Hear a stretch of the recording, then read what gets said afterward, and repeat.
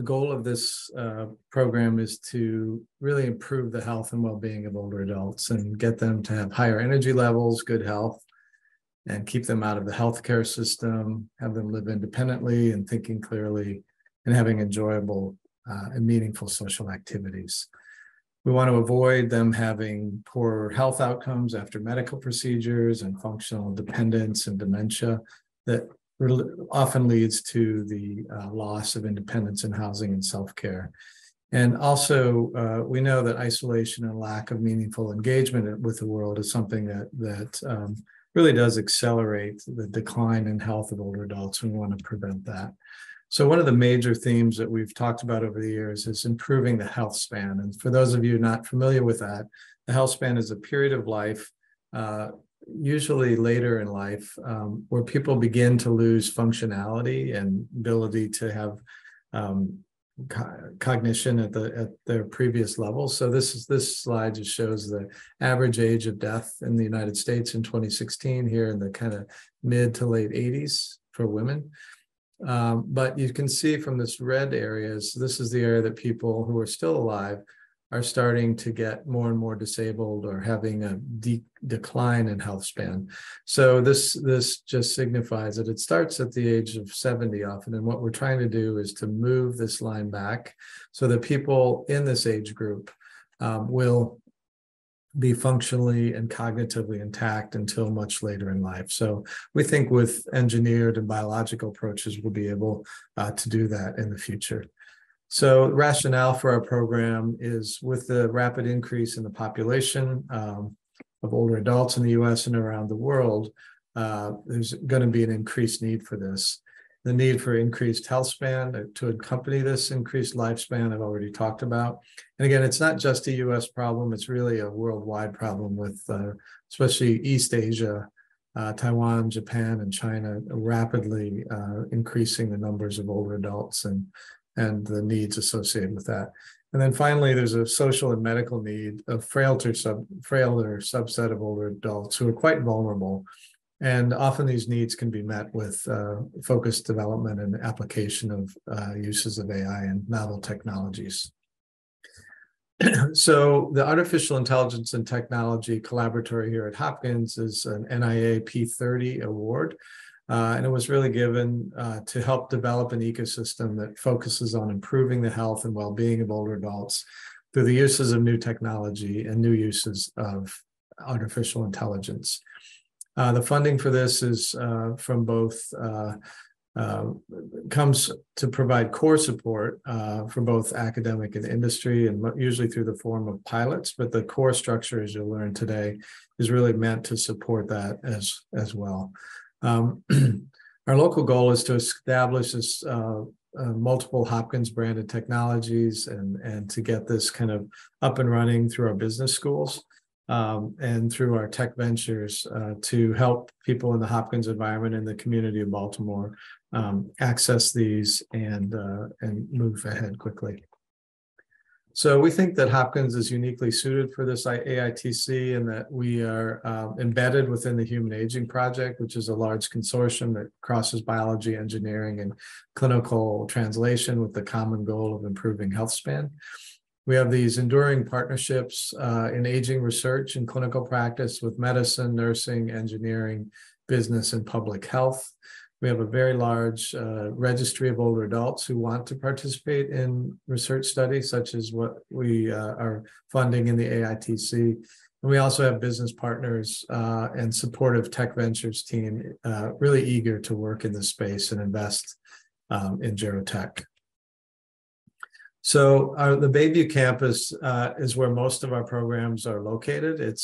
We think of the Bayview campus as an incubator for Johns Hopkins. We have more space and a little more ability to work across geriatrics programs here, since many of the clinical programs are here. So I think we have ability to kind of work across disciplines here in ways that we think will accelerate the improvement in health span in older adults.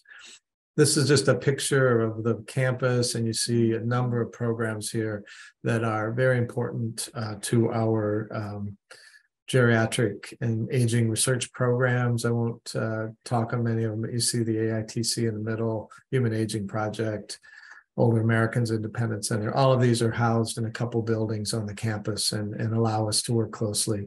And also note the National Institute of Aging has a large extramural building here in Baltimore on our campus, and we have many collaborations with them, mostly in the biomedical space. So when we intentionally designed our program, you see that this diagram here to the right, it shows the AITC in the middle, and around the edges you see various colored circles, and off to the right are the yellow ones, and these are the collaborating programs in the clinical research space. And you see the Older Americans Independence Center and Alzheimer's Disease Research Center, the Division of Geriatric Medicine out there, for example. And then to the left, you see the engineering groups that we work closely with. Malone Center for Engineering and Healthcare, Laboratory for Computing, Sensing and Robotics, for example. And then finally at the bottom, you see our connections with the School of Business and Medicine and the Johns Hopkins Tech Ventures, and a really wonderful and deep business and VC consortium that has been developed by Phil Fan as part of our program here. So this is a quick overview slide of the faculty working on this program. You see the three principal investigators there. Peter Albadir and I are geriatricians, and Rama Chalapa is a really well-known expert in the field of artificial intelligence.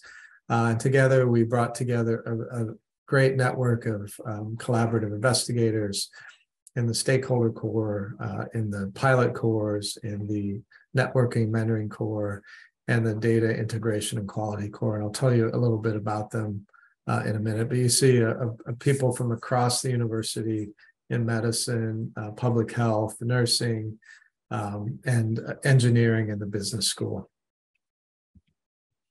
So this is the core structure of the AITC and how we would encourage the workflow across it. So in the center, you see administrative core leaders and PI. Ann Wicker is our administrative guru, and she helps kind of coordinate all of these moving parts and keep them together. And so we provide some leadership and work in this space to kind of pop the program out into the community and to businesses around the country. And around the table, you see a number of cores.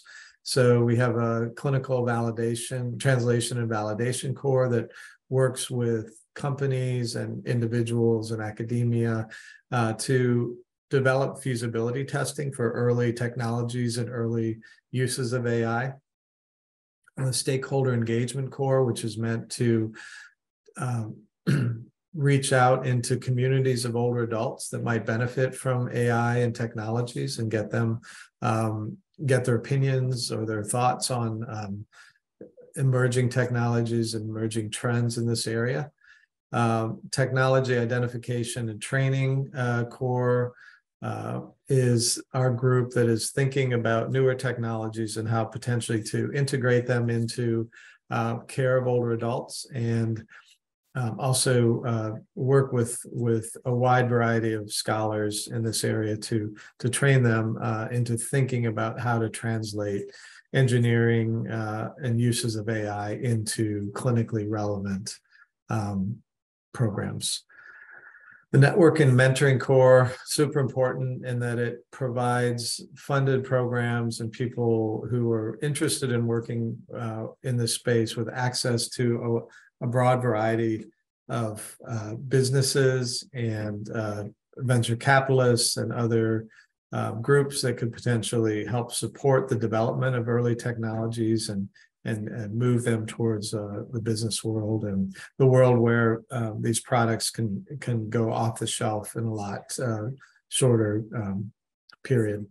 Then finally, the data integration and quality core is a really important component of our center in that it allows us to really work to harmonize data so that it can be shared across a number of platforms. and it can be assured that it is of highest quality. We'll certainly have future webinars that explains that in more detail and the opportunities that exist there. So this is a figure that Dr. Abadir put together a few years ago, and I think it represents well what we're trying to accomplish in our center and what the kinds of things we're trying to fund. So off on the left, you see an older adult, and we know that people have aging changes.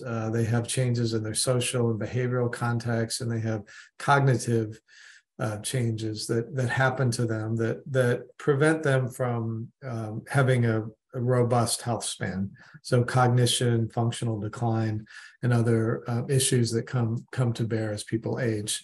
And you see those in the center here, a number of clinical conditions that we see in older adults, everything from cognitive impairment and frailty, incontinence, and then the sort of transitions of care, moving from one level of care to another, say living at home to moving to an assisted living facility. I'll comment on that in a little bit. And then out here, these issues with the, not issues, but the sort of this whole artificial intelligence world and things like machine learning, natural language processing, speech planning, robotics, all of these things are certainly rapidly evolving in the healthcare space. And we want to make sure that we can tap that and improve some of these conditions in older adults. And I think this does a great job of illustrating that there are presently lots of barriers between getting clinicians and engineers together, and business people that are interested in this space. And what we hope to accomplish is sort of to make these connections and to help really facilitate the flow of ideas and technologies back and forth between the clinical and the engineering worlds. So I failed to mention the pilot cores here, which are certainly one of the very important part of our program. So we do have large awards that can be made for pilot studies in the AD and ADRD related areas, and smaller core B, which has more of an aging focus. So things like falls and fracture prevention, or more sort of the medical conditions that don't impair cognition. So we fund awards each year in that space. And this figure was meant to show that we like these programs to kind of march through, testing and stakeholders, identifying and kind of working with technologies, modifying them, I guess, to get them to a point where they're good to be clinically validated, and then funding them in pilot studies to test mostly early feasibility and move them to the point where they can be moved forward. So in the AD pilots, this is just a kind of example of the various areas that we think could be important. So patient engagement, patient care and engagement. So huge areas with telemedicine and telehealth being examples, symptoms management, personalized treatment and monitoring. So that's one domain that people could apply for resources in if they have good ideas for pilot studies in this space. Certainly diagnostics, early detection of cognitive impairment, prediction of surgical successes and everything, trying to think about the longer term outcomes of health issues related to cognition. Systems management and administration. Certainly there's lots of areas where older people with cognitive impairment are managed, and trying to keep them safe and keep them at home as long as possible. So some of this, both in caregiver and workforce and in system management and administration, is super important areas where technologies and uses of AI we think could be further developed. In the more aging specific realm, this is a similar figure, but with a little bit different areas out here. Patient care engagement, frailty and safety at home, social engagement, all of these areas are super important as people age. And by solving some of these problems, we can lengthen the health span of older adults. In the diagnostics realm, a little bit different: polypharmacy detection, geroscience diagnostics, early detection of frailty, for example, could be utilized. Out here in systems management, clinical workflows in hospitals, in emergency departments, in outpatient clinics, things that help facilitate access for older people that often have difficulty accessing healthcare certainly would be welcome. And then finally, the same thing with caregiver. We know that older adults who are becoming increasingly disabled or cognitively impaired pose a lot of caregiving challenges. So family members, neighbors, friends, or paid caregivers often pick up some of the slack to keep people in their homes and keep them in residential situations that need more support. And so developing uses of AI and devices to help the caregiver and the workforce around supporting older people, I think, is super important and increasingly important.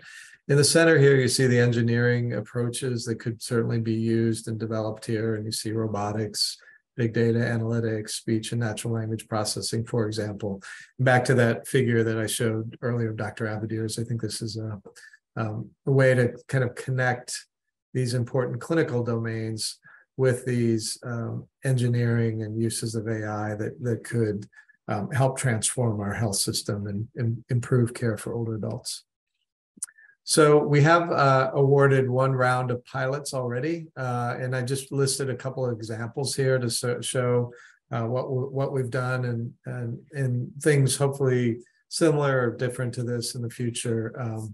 What we're thinking about. So there was a device to enhance deeper sleep in older adults, robots to assist caregivers through early detection of agitation and behavioral change, balance and gait device to prevent falls, virtual reality engagement tool to potentially reduce the effects of social isolation in older adults, and then a smartphone diagnosis of cataracts in primary care offices. So those are all easy early feasibility studies that we've funded and are working on, and hopefully can quickly boost these programs into further human testing and into business development, and ultimately get them onto the market quickly. So thought it would be important to talk a bit about developing pilot projects in the JHU AITC. And I think it's very important to make contact very early with us. You see here, I mentioned the projects, the pilot projects and the cores before. And this is kind of a flow that I think would be helpful to think about the stakeholders and the patients or subjects or community dwelling older adults that might really need input from, to think about if some idea is even going to be useful. Some people may not even like the thought of it, or if it's kind of a no starter from what older adults think about it, then it's probably not going to be a successful pilot in business in the long run. Certainly thinking about new technologies and how to bring them into the research programs is important, and these cores can be helpful with that. And then once we get these concepts in, then we do some internal reviewing and ultimately move towards pilot funding. We do have a sort of an NIH style review by senior scientists working in the space. Some of our pilots and some ideas that come in, we really do want to facilitate the further development of good ideas. Oftentimes they're kind of not ready for prime time. And I think through our clinical validation, clinical translation and validation core, we can facilitate further development that and get them boosted into either pilot funding by us or perhaps other mechanisms. We certainly want to create a community of being very helpful in this space, because ultimately our goal is to boost as many technologies and uses of AI for the betterment of older adults as we can. So, and these cores are all meant to be helpful to provide advice for that. And so I would encourage people to contact our administrator if they have questions in this space, especially if they're looking towards developing a pilot. because we can provide some input even before the submission of a pilot study. So I'm going to quickly mention some of the resources that we have to offer for those people who are interested in working in this space. So first, we have an extensive registry of older adults willing to participate in research.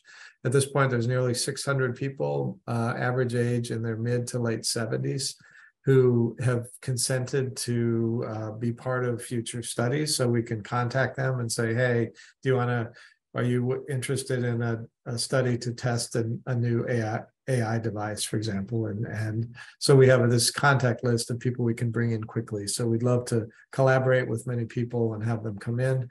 We also have networks of clinical investigators in rural Iowa and in the VAMC network. We were meant as part of our award to help facilitate the development of research in underserved areas, and certainly rural America as a paucity of healthcare providers and large distances from doctors' offices would speak to the importance of newer technologies to help people access healthcare and other modalities to keep them safe and improve their health span. And then finally, lots of school public health programs as well that we could collaborate with and access.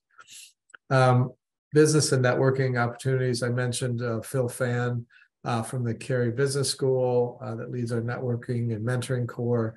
And really, he provides first-rate access to resources in the Cary Business School. And you kind of see some practice exercises that certainly could be set up. I think once people are awarded pilots and are in the process of developing businesses, certainly this core can be incredibly helpful in connecting out to the broader world of venture capital or business development and sort of pitching ideas to those groups. Access to business development consulting resources and marketing research through the Cary Business School. There are graduate students working in the space looking for projects to help support. So that's one potential opportunity. And then again, I mentioned the networking opportunities with businesses and venture capital leaders that can facilitate product development. And then last but not least, certainly these great engineering opportunities that we have at Hopkins. Our partnership with the Whiting School of Engineering is deep and broad, and you see lots of different programs. Just some of many programs I've listed here: a laboratory for computational sensing and robotics, and you see all these different subdomains here that can be accessed through collaborations or through the expertise of the individuals participating in the AITC. Center for Language and Speech Processing, you see here, and AI for Engineering and Medicine Lab. Again, ways to help think through putting algorithms together that can take advantage of the vast data sets that we have at Hopkins and elsewhere around the country that can be targeted to improve health in older adults. I also wanted to mention the Precision Medicine Analytics platform. Chris Shute from our data core has helped to develop this, and it can be really used to analyze integrated data and give the results back to clinicians or investigators and to the patient, and sort of improve this sort of interaction and collaborative shared decision making. And I think this is a unique platform in the country, and I think one that hopefully we'll be able to facilitate its use moving forward with this AITC. I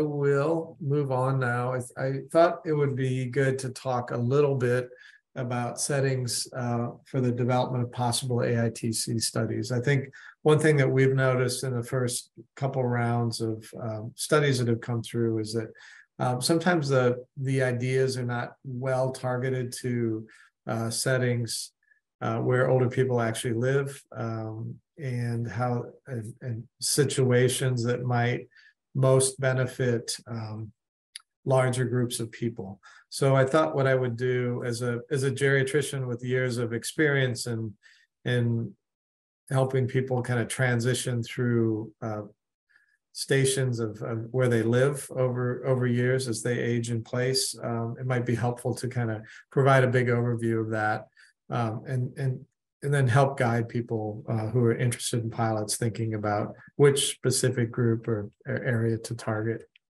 So we know that older adults have this huge heterogeneity in health. So there are many people out there in their 80s. I use the example of a room full of 80-year-olds. So they all here, maybe 100 of them, for example. And many of them have few health problems. They're very active and robust, and they get around. They still go on trips, and they travel with their family.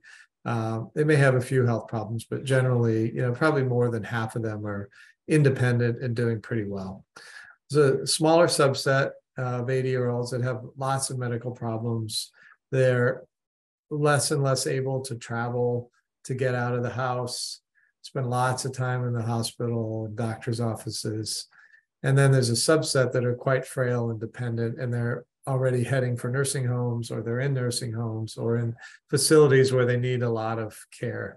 So, I mean, think of older adults. There's not all just one population. They're really this huge group and lots of heterogeneity. So I think it's important to kind of, when you're thinking about a pilot or an idea, to first think about a target population to hone in on. You can always expand it from there, but think about where the use of AI or technology might be most relevant. So there are lots of housing settings relevant to AITC development. So most people are still living in the community. So community dwelling older adults are still the largest population of people trying to maintain their house and stay with family in a single family home or in an independent apartment with very little support around them. So there's that as an opportunity. And people as they age often want to stay in that situation, right? They don't want to move out until it's really not feasible for them to maintain it anymore. So a big population, and thinking about ideas to keep people there is important. Let me walk through these quickly. I have subsequent slides on each of these. So senior communities where residents are mostly independent. There are lots of high rises where people live and they have no support services. More continuing care communities, assisted living facilities, and nursing homes. And I'll spend a minute on each one. So in community dwelling adults, as I mentioned, people want to stay in their homes as long as possible. And so there's lots of concern by caregivers, family members about safety, falls that are unwitnessed, people who have some cognitive impairment, but can still mostly do everything, need a little bit of support. How can we help those people stay in their houses longer? How can we help the family feel more safe about them staying in their community dwelling situations? So device for keeping people safe and monitoring activities in housing without human supervision. So often memory loss is a very high priority there. Family members don't feel safe with somebody with mild memory, cognitive impairment being alone. So things there to help keep them connected would be great. Tools that prevent social isolation and promote connectivity with community and family. So as people age, they don't get out as much. Friends, family don't necessarily live nearby.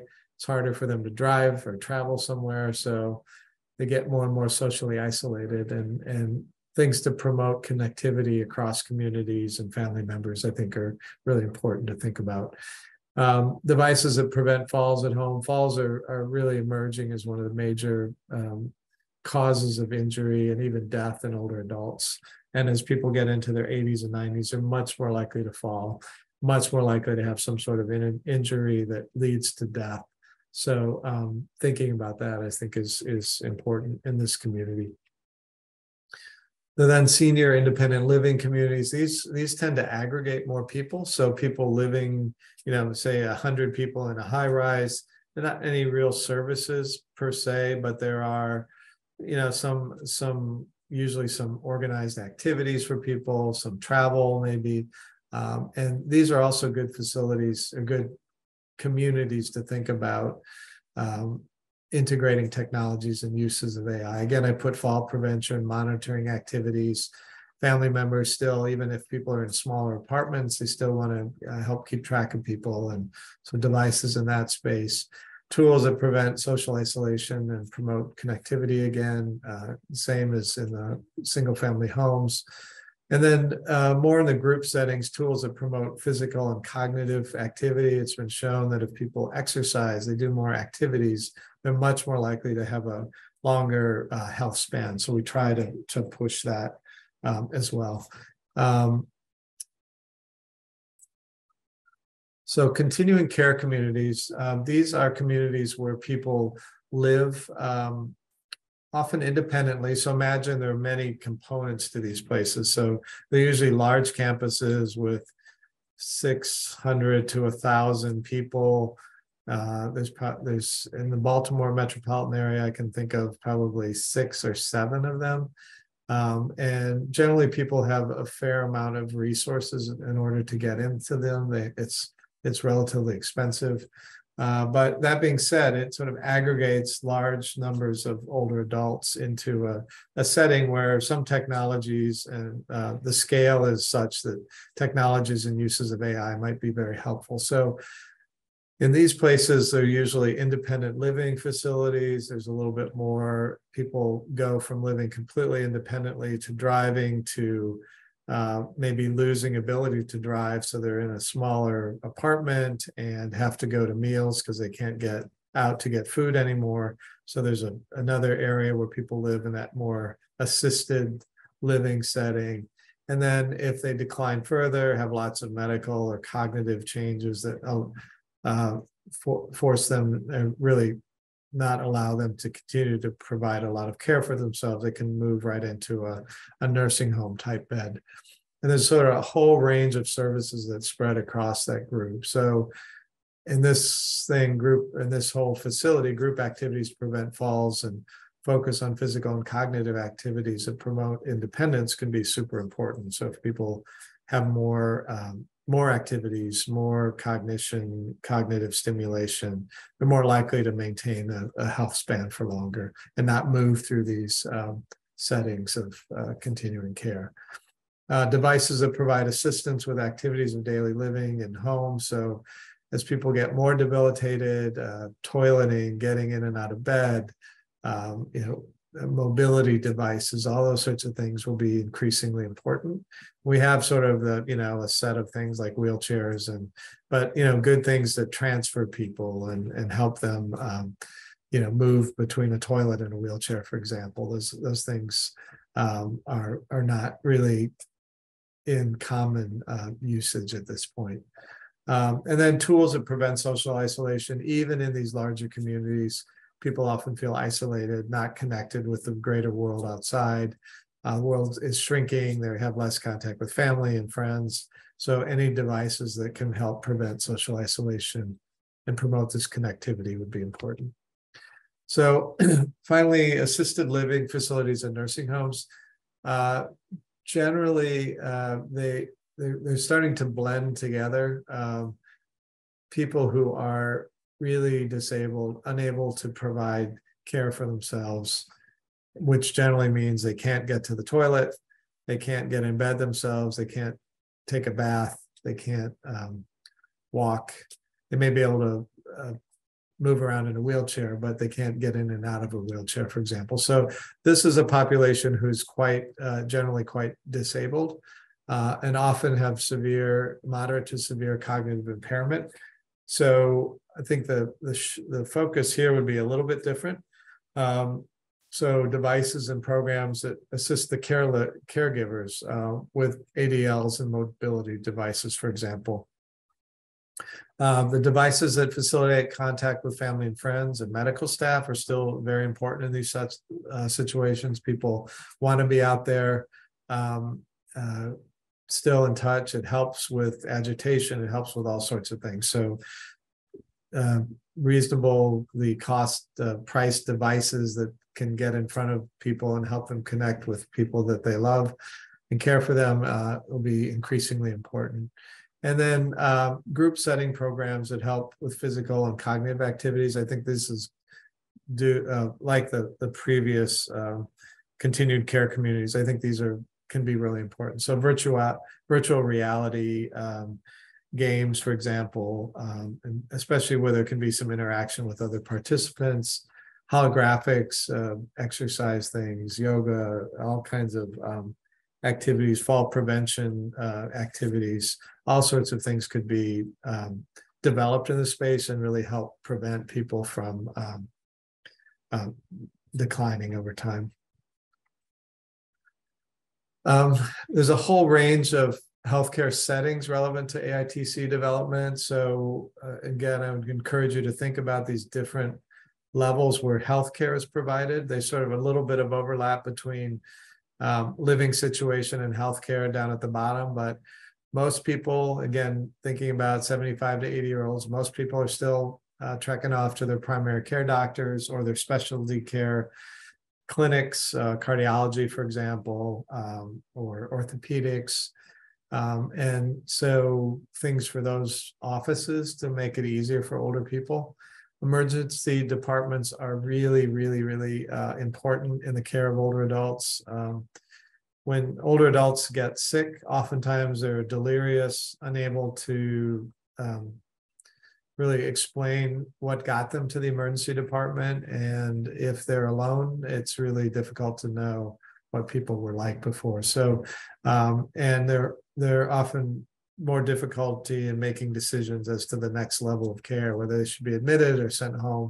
So I think there's a lot of work to be done in that space. We have funded some ideas in this space already, but I think specifically for older adults, there's lots of promise here.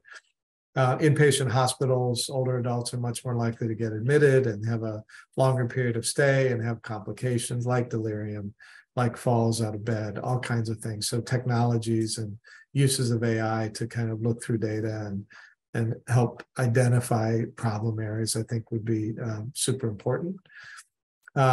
Increasingly, we are trying to provide hospital care at home. I know the dialysis world has changed markedly since COVID. People didn't want to come into centers anymore, so there's much more sort of home care in the dialysis world, but also in some common diagnoses like heart failure or pneumonia. We're moving into an area where some of these services that are normally performed in a hospital can be done at home.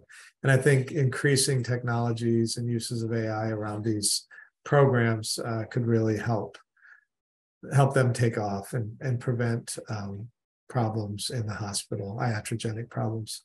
And then the last two, skilled nursing facilities and nursing homes. Oftentimes the people who live in these facilities get their care provided by doctors and nurse practitioners or physician assistants or nurses who really are the front line of healthcare for people who are chronically ill, have lots of ongoing problems. And so this is an area that I think thinking about ways to facilitate caregiving and interactions between the physicians or the care providers and the patients and their families, I think is of utmost importance. So just have a couple minutes left here. So in summary, I think I meant to cover that the demographic imperative is strong rationale for development of such programs. And the JHU research and clinical milieu with aging and engineering kind of coming together in the middle are really important rationale for the development of this AITC and the reasons that I think we can be very helpful in pushing out new ideas in this space and certainly finding a whole network of people who can work together in this.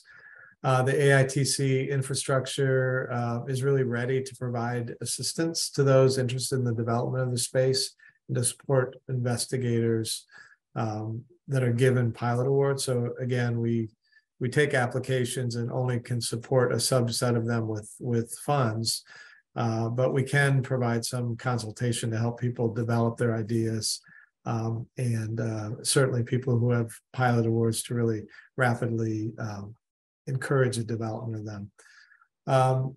And then finally, the last section of the talk was meant to encourage potential applicants to think carefully about needs of older adults based on common housing and medical settings that older adults are in. So kind of knowledge of that space, I think, will be helpful in making developments more relevant and potentially more marketable. So again, we're happy to talk about those situations. We may not have direct access to any of them, but we certainly have some stakeholders within our group that live in most of these situations, or even caregivers that care for people that we could help access to those who have funded proposals. And then again, working to match technology and AI tools to the needs of this growing population, I think will be a key to success and the key to accelerating the development of any ideas that people might have. So with that, I will end. So I do want everybody to take advantage of the recording. If you know people who are interested in applying for AITC resources, this can be linked. This can be seen on our website, and we'll be able to move forward with this in the future. So thanks, everybody.